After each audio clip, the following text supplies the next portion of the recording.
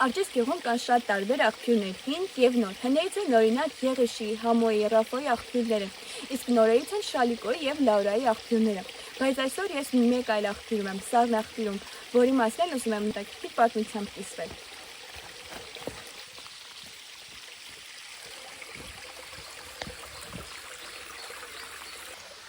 Ինչպես տեսնում եք, այստեղ հիմա շատ փոքրիկ առվա կա հոսում, բայց այն ժամանակ այստեղ շատ վարար գետ է եղել։ Եվ այստեղ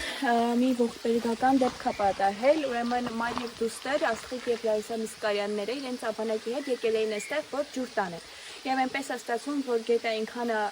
վարարած լինում, որ իրենց, այսպես ասած, քշում տանում է։ Եվ հետագայում այստեղ Հսկիչ բանիկի կողմից տեղադրվում է այս աղբյուրի մեղվածների հիշատակին նկարը և նաև կկարդամ թե ինչ է գրված, ով անցորդներ դուք բարի, խմեք ջուրն այս աղբյուրի, ծաղիկ կյանքում զոհ գնացինք, մենք այս ջրին ողբալի։ Դուստր Աստղիկ Լարիսա Միսկարյաններ,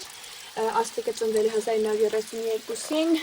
Լարիսան 1956-ին, ընդամենը դուստր եղել է 4 տարեկան և այդպիսի ողբերգական դեպք է տեղի ունեցել այստեղ։ Հետագայում այստեղ նաև եղել է